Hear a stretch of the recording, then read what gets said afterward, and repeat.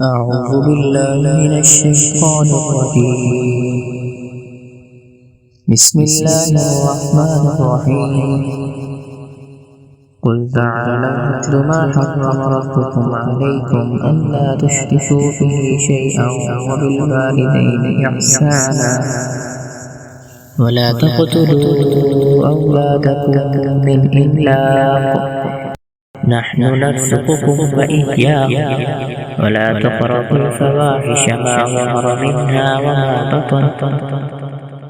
ولا تقتلوا النفس التي حرم الله إلا بالحق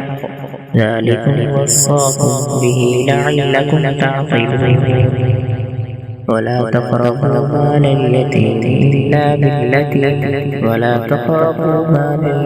إلا بالتي هي أحسن حتى يبلغ أشده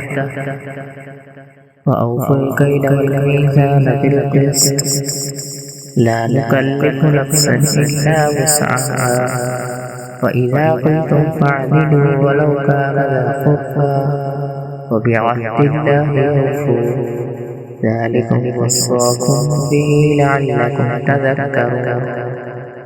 وأن هذا صراطي مستقيما فاتبعوه ولا تتبعوا السبل فتفرق بكم عن سبيله ذلكم وصاكم به لعلكم تتقون